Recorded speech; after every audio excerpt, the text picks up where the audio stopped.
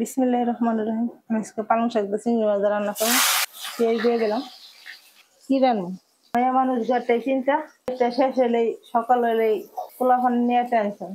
রাত হলে কি রান্নু, পোলাপানরে কি দেবো, এই টেনশন করতে করতে জায়গা দিন। কাঁচামরিচটি দিয়ে দিলাম।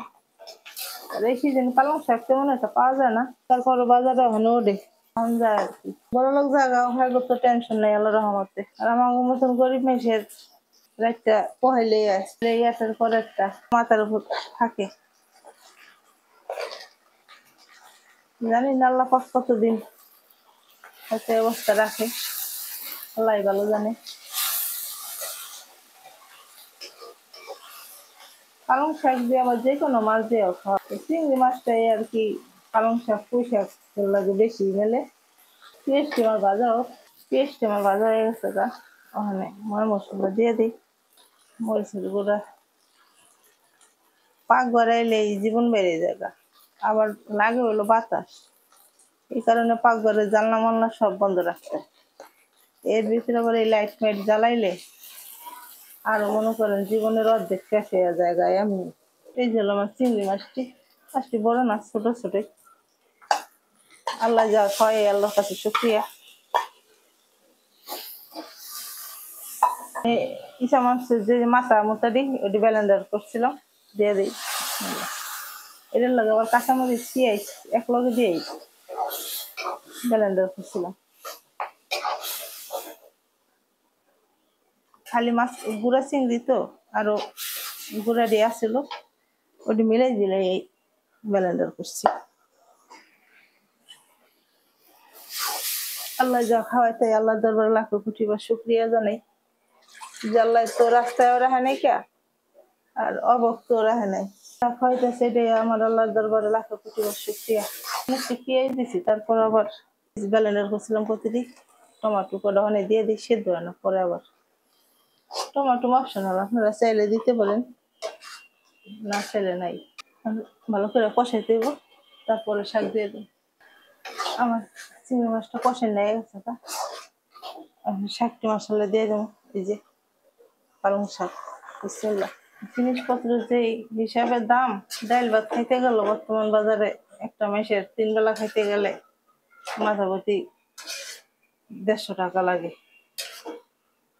এও যদি ঘরে খায়, আর হোটেলে খাইতে গেলে তো আরো বেশি লাগে। আল্লাহর কাছে কই আল্লাহ যে কদিন আল্লাহ বাসায় রাখে। আল্লাহ এই যে 3 জন পোলাপান নিয়ে ঢাকা শহর আইছি, অনাহারে খোদায় রাখে নাই, হয়তো একদিক দিয়ে না একদিক আল্লাহ ব্যবস্থা করে দিছে। কারণ আমার পোলাপান নিয়ে না খেয়ে থাকলো, আমার কোনো আত্মীয় স্বজন কিছু আমি কই নাই, আমার পোলাপান নিয়ে আমি না খেয়ে রয়েছি, তোমরা দাও। কারণ হ্যাঁ যতটুকু পারছে ততটুকুই দিয়া হয়তো সহযোগিতা করছে। আমি কারোর লগে কোনোদিন জোর করতে যাই না, না আমার এটা লাগবো, না বাসার লাগে, না বাইর লাগে, না বিয়ে হয়েছিল স্বামীর লাগে। মানুষ অনেক কিছু করে, কেস মামলা হ্যান ত্যান, কিছুই করতে যাই নাই। থাকবা আল্লাহর কাছে আমার কর্মে যা আসলো তাই হয়েছে। বিসমিল্লাহির রহমানির রহিম। আমি আর পানি পুরি দিই নাই, শাকের ভিতরে যে পানি আসলো ছোট মেয়ে দিয়ে রাখছিল শাকটা, আমি আর ছেঁকে দিই নাই, ডাইলা দিয়ে দিছি ওই পানি। মানে আর কতক্ষণ জাল হইলে তারপরে আল্লাহর রহমতে নামে খেলাম। অনেকে জল জল খায়, আবার অনেকে মাখা মাখা খায়। আমার ঘরে আবার আজকে আবার পাতলা ডাল রান্ধি নেই, এটা একটু জল জল রাখবো। আর একটু সময় ডেকে দিই, শাকটা একটু সেদ্ধ। আমার শাকটা হয়ে গেছে গা, নামে খেলাম। আল্লাহ রহমতে সুন্দরভাবে হয়ে গেছে গা। আমি একটু জল জল রাখি, অনেকে একটু শুকনো শুকনো করে,